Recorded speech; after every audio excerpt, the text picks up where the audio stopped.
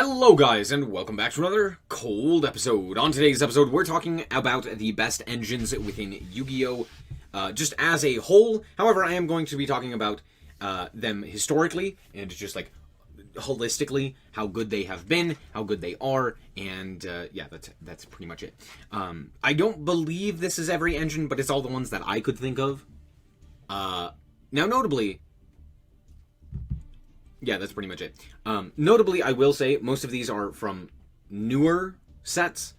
So there's that. Obviously, you could include things like Sangan and Witch in, like, very old school formats. Or, like, the, like, recruiters and, like, stuff like that. But because they're so simple in their engine requirements, by basically just requiring you to have, like, a card in your deck... for the most part, I'm just not going to include those. Those are just inclusions as individual cards. For the most part, don't really count as an engine. So that's, yeah, that's pretty much it. Let's quickly hop into this and just go down this row here, starting off with the Nemesis cards. The Nemesis cards mostly see play due to Protoss and Colossus, and basically just allow you to go into big floodgates. However, with that being said, they're pretty bad to draw. They're not really going to help you in anything other than putting out additional cards onto your end board. So they're not really going to help with like consistency or anything like that. And while the end board monsters are powerful, they themselves are inherently bricks and do require some specific setup to make work. So for the most part, I'm going to put them in like C tier. They're not really all that good as an engine, just as a whole. For the most part, they're just kind of like bricks that you add to potentially get into other things. Obviously, like Arch Nemesis Protoss and Arch Nemesis Eschatos are both incredibly good when they hit the field, but like the thing is, like, you actually have to have them hit the field, and most of the time you don't want to play these cards if you can help it. Next up, we have Dangers. Dangers are S tier. I don't really feel like I need an explanation for this one. Dangers are so insanely good across the history of Yu-Gi-Oh! That I feel like there's not really a better explanation for them than just like, yeah, S tier. Next up we have Bystials. Bystials I'm going to put solidly in A. While I do think Bystials are some of the strongest cards ever printed, as an engine, I don't think that they're inherently insane. They're very strong, they're incredibly good, but I don't think that they're something that just like, across the history, has been, you know... I don't know. I don't put them in the same tier as Danger, basically. I think they're extremely good. Yeah, maybe I do. Maybe I do. Maybe you're right. Maybe I do put them in S tier. Yeah, no, that's it. Bystials are insane. Moving on.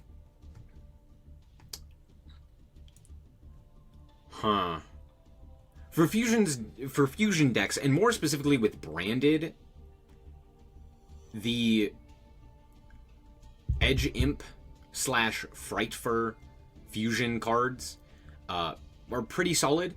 But for the most part, other than that, they're not exactly exceptional. They're just kind of like an additional material. They're not bad, though, all things considered.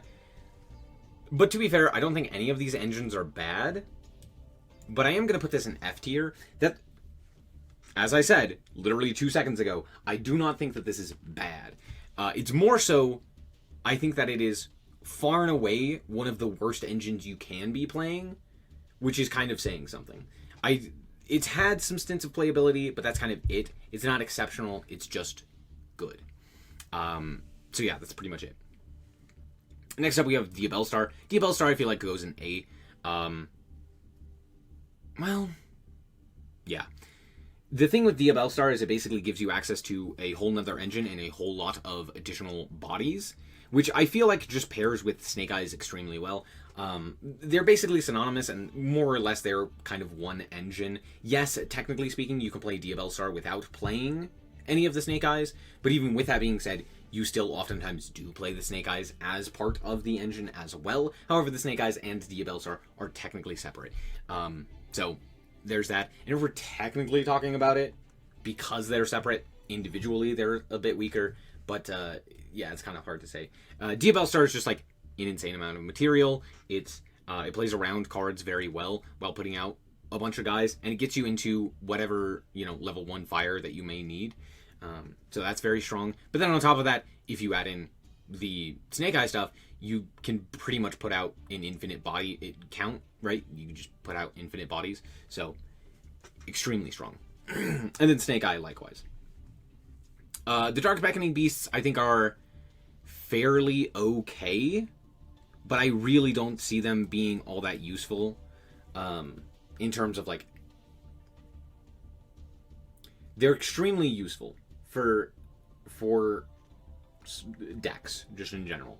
However, with that being said, I don't think that they are of the same power level as some of the other cards within this list. Maybe a little bit higher. You know what? I'll put them in C. They're not bad. They've definitely seen a lot more playability as of recently, thanks to the addition of things like the Ubel cards, things like Unchained Yama, right, and a bunch of stuff like that. They've grown in power, but they're not like exceptional. For the most part, it's like Sprite and Ubel that use it, and other than that, they're not insane. Next up, Cira. Cira as an engine, I think, in my mind, is by far the best engine that has ever existed in Yu-Gi-Oh! And I don't really think it's close. Mostly for the fact that each one of the individual Cira cards reads like a custom card that you can throw into pretty much any deck and make work extremely well. Because they're basically just free guys with pretty much no downside. They're pretty much just slap them on the field. Now you have an additional guy with which your opponent has to deal with. And they're pretty difficult to deal with. On top of that, going second, they're also very strong, especially Fenris in particular, which I think is genuinely one of the reasons why I'm putting this in S tier. A lot of decks to this day, and since the release of Fenris, have been playing 3 cards of him just as like additional guys. For going first, for going second, just in general, right? He's just like a staple, just like how I was gonna say Max C, but more like, I don't know, Imperm is a staple, where it's just like, yeah, you could just throw him into any deck pretty much, and there would be no reason to not. Like, realistically, there's not really many good reasons to not play him. Cira is easily the best engine, and it's not close. Centurion's a solid B tier. I think there's a lot of reason to play the Centurion cards, and because the engine is fairly small, as well as, like, recursive, so it's something you can use over the course of several turns, while it's not the highest impact, it does allow you to get quite a bit of value out of them, which is pretty nice.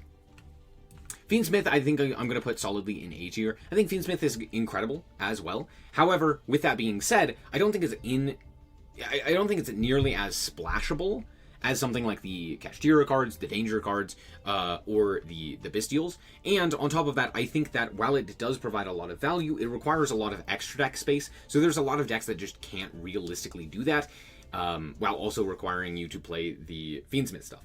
A lot of decks can. It makes an incredible board. It's very solid, etc., etc. But for the most part, it's not insane.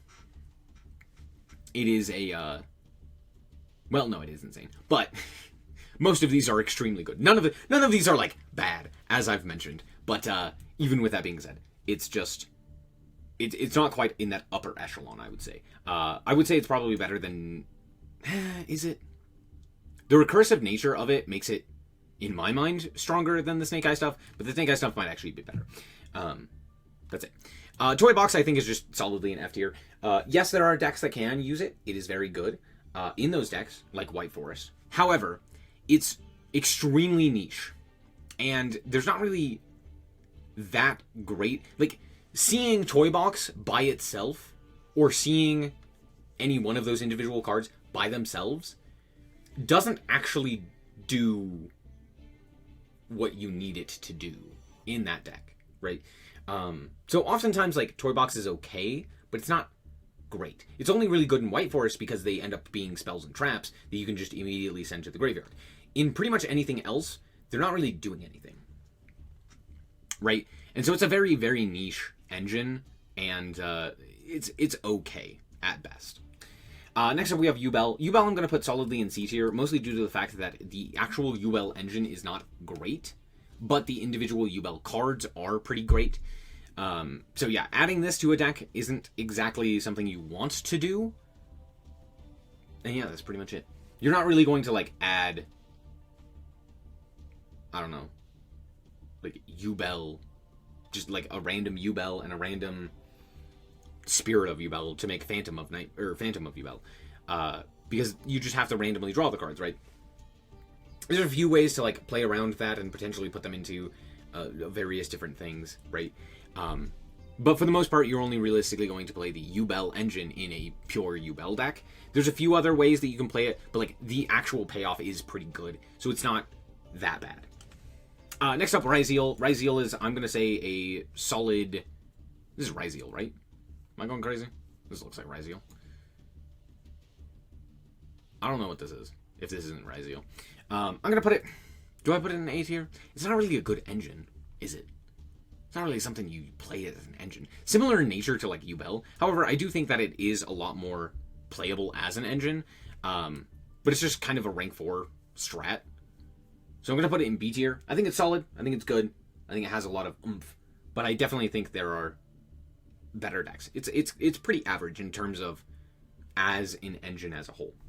Primite, I think, is... It's very cool. I think it's one of the coolest engines, but it isn't exactly strong. I think it has potential with more support to be significantly more impactful, because it basically allows normal monsters to be insane, which is pretty good, especially with like Blue Eyes or Dark Magician or the myriad of other normal type monsters that tend to receive a bunch of support without receiving an actual like full retrain. So yeah, for the most part, I think it's great. That's pretty much it. Next up, we have the XYZ armor cannon thing. The idea behind it is pretty solid for XZ decks, right? Hey, you put a guy on the field, you use its effect to like search something like a King of the Feral Imps, and then you use that guy to go into your other XZ monster that searches out the like trap and the spell, and then you end on like a big guy that ends up like sucking or like equipping the opponent monster. It's fairly good. It's a good interaction, but for the most part, it's not anything too great, and it requires you to play quite a few just like dead cards that you really don't want to draw. Similar in nature to like Adventurer or I don't know, Snake Eye kind of. However, the payoff is not nearly as good, and it's a lot more niche. It's not something that you can just like splash into every deck. It's very specific in what it does. Again, not bad. It's not something that like you're actively going to want to avoid putting into your deck, but it's more so it's something that like isn't good in comparison to some of these other insanely top tier engines. Obviously, still good, but not like end all be all. Next up, Horus. I think Horus is very solid. The recursive nature of it, being able to just like consistently put guys onto the field and consistently have the threat of an OTK, pretty much, is very useful. On top of that, being able to make rank 8s is very, very strong. Being able to like pitch cards out of the hand is also very nice. And it also allows you to potentially draw an additional card to set up an additional, or just like see additional cards so that you maybe have that additional play. Or shuffle back like bricks that you really don't want to see, or that like you need to search or something along those lines. There's a lot of like little benefits here or there. But yeah, they're not like part of your end board. They're mostly as just additional bodies, which is pretty good, all things considered. Yeah, they're solid, good engine, not bad. There you go. Ostinato, or more specifically, the Melodious engine. The Melodious engine is extremely specific. It is extremely high risk with extremely high reward. Basically, if Ostinato doesn't resolve, it is dead, and it's just a bunch of dead cards in your deck. Not great, right? If it does resolve, you end up with basically ending on an additional like 4 or 5 like additional bodies. Oftentimes you can go into Baron, or not Baron, Apollosa. When Apollosa's banned, you can go into things like the Fiendsmith engine. You can go into a myriad of different things, right, across the board. Oh, I just realized one that I don't have on here that I'll try and add. But yeah, overall, it's solid, but yeah, it's definitely like that high risk, high reward kind of idea, where it's like, either it immediately puts you into a winning position, or it does absolutely nothing. And yeah, that's just kind of it. Pretty much. One sec. Alright, we're back. This is like the metal morph thing. It's like a dragon engine. Yeah, it's just... It's only seen play in one deck, which is Dragon Link, which is not even that big, that good of a deck in the current metagame, at least in the TCG, right? As well as in the OCG. It's not, again, not bad cards, right? It's just that it doesn't do enough to, like, push Dragon out of the rogue tier, basically. It's still just kind of, like, it doesn't really add much, right? It's not adding anything to an end board, realistically. It's not really adding much to the engine, or like to the amount of bodies that you can put onto the field or something like that. So for the most part, it's fine. It's just okay. It's not really worth, like, honestly, this might be the first one that's like genuinely worth considering not playing in the decks. Well, I guess all of these are technically of that regard, where it's like, oh, there are probably other things that you could add in instead of this. Moving on, we have Runeic. Runeic, I think, is going to go in A tier. I think Runeic as an engine has brought to life a lot of different decks. Most notably, I would think, is Sprite, right? Runeic Sprite was a dominant deck and is capable of competing with some of the highest power Yu-Gi-Oh! Just as a whole. Mostly due to the fact that the Sprite and the Runeic engine pair so very well together that they're able to just kind of like demolish boards and keep up the resource engine. It's a really solid control style strat. So yeah, overall, very, very solid. And then on top of that, just like having a bunch of bodies that also get you advantage is very, very nice. So all things considered, I think Runeic is a exceptional engine and has been proven time and time again how resilient and good it is. Asamina, I think, is okay. The problem is I don't really know how good Asamina is because it's seen very little representation outside of with Snake Eyes specifically. So it's hard to judge how much of that is Asamina and how much of that is Snake Eyes and how much of that is Diab Belstar. So for the most part, I feel like I should just put it here, but it's not really of this same caliber as these guys. I'm going to put it in B tier. I think it's fine. I think it's good. I think what it does is actually very strong as well. Like, putting an Omni Negate up as quickly as it does is very impactful. But it really does heavily rely on some of the other cards like Diab Belstar, like the Snake Eye cards, to really push it home. So there's that. The Millennium cards, I think, are also just pretty mediocre. They're okay.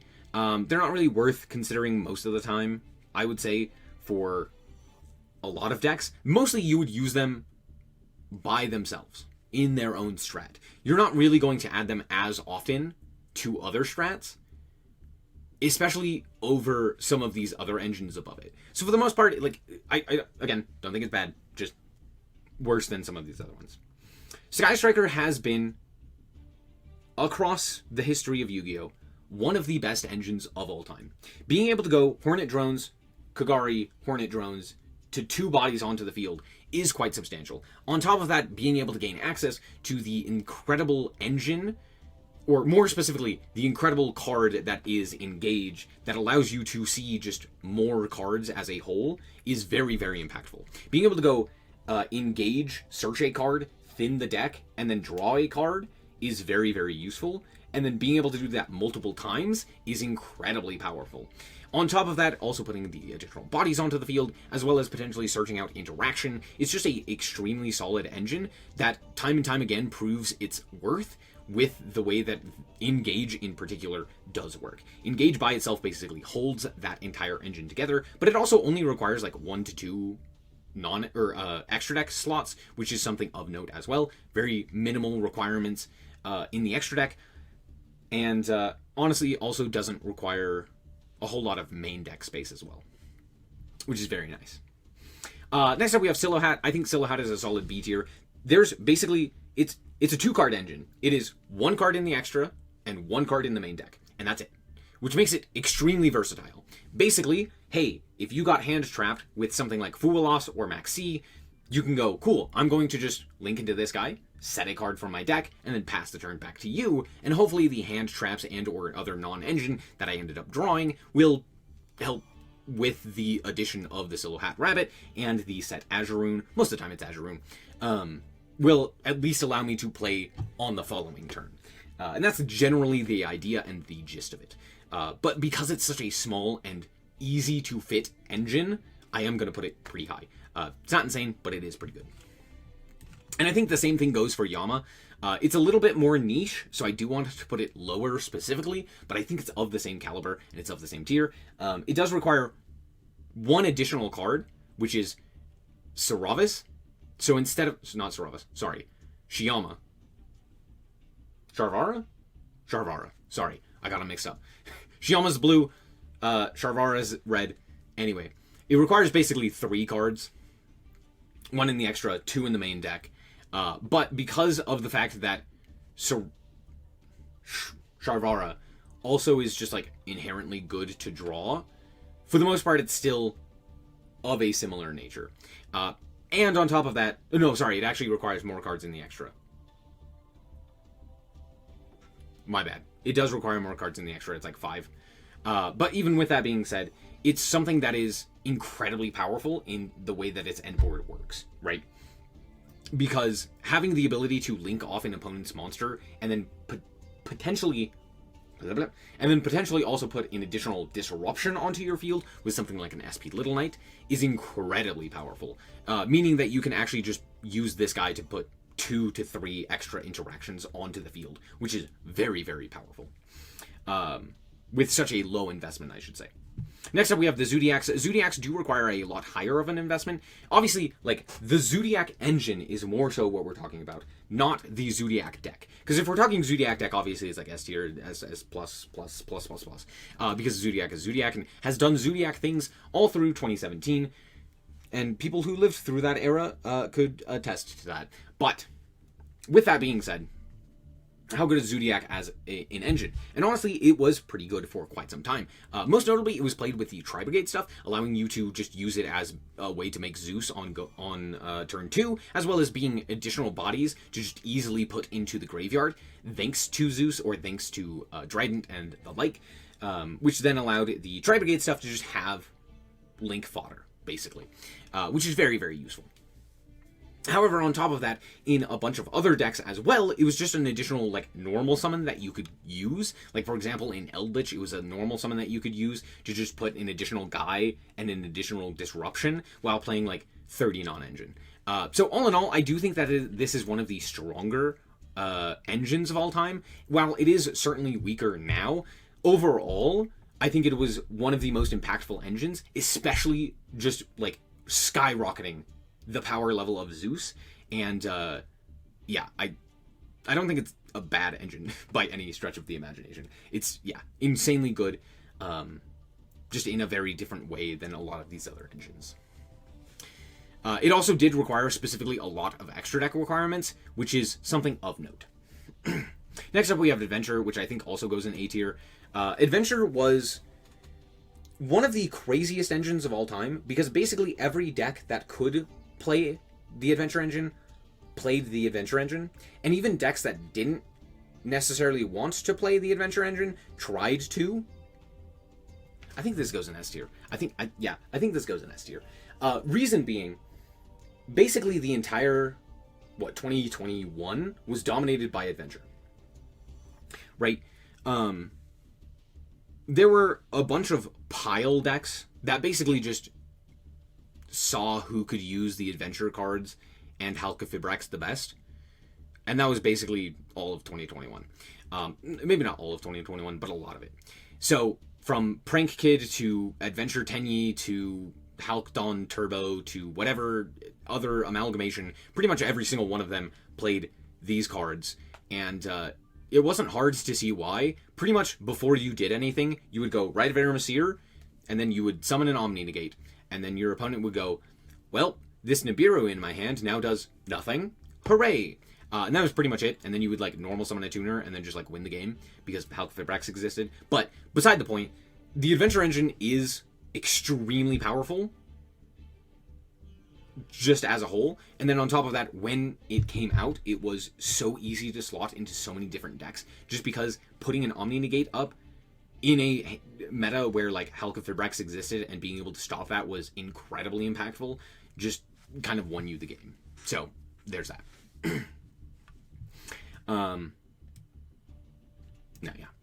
Dogmatica is kind of niche. I think that's like the biggest downside to it, is that it requires very specific setups to make it work, because Ecclesia is very strong, Dogmatic Punishment, solid card, and Fleur-de-Lis is a rather powerful option. However, because of the fact that things like Dogmatic Punishment, things like Ecclesia, and things like Fleur-de-Lis really require some very specific setup, or specific restrictions, like with Punishment, if you activate it, you're locked out of the extra. That's kind of a problem. And on top of that, Nadir Servant as well. I think that it is, while it is very strong, it does require more commitment. And on top of that, it also even requires commitment from the extra as well, while still also requiring those main deck requirements. And it's just a little bit too niche, I guess. It was definitely very strong with like Shadal and Invoked and all of that stuff, which we also have on this list. But for the most part, I don't think that it as an engine is...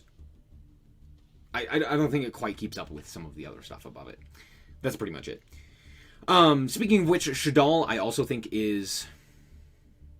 I'll put it in B tier. I think it was one of the things that, as an engine, is a lot easier to slot into specific decks. Not a lot of decks could take advantage of it the easiest, but the decks that could, similar to something like Yama, those decks were able to get Winda, which was just an insane card in and of itself, as well as Schism, which is also a very, very solid card.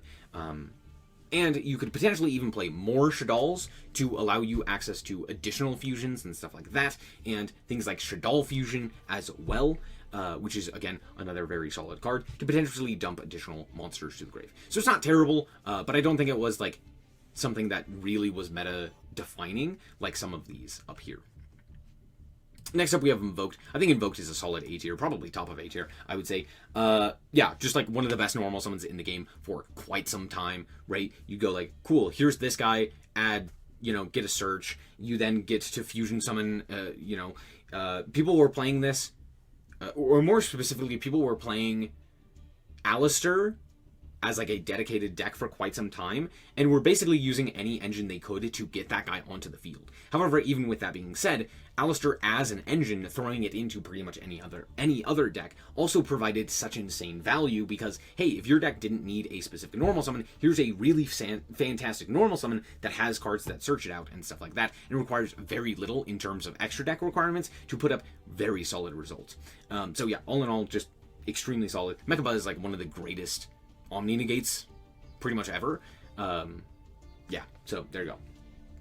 And next up we have the Super Heavy Samurai engine. I think this falls in pretty much the same category as the Melodious one, where it is high risk, high reward, in the sense that, like, Wakaushi itself is not necessarily high risk, but it does lose. Mostly what I will say is, like, the only formats that Wakaushi actually is all that good as an engine, or more specifically the Super Heavy Samurai engine is all that good, are formats with Max C.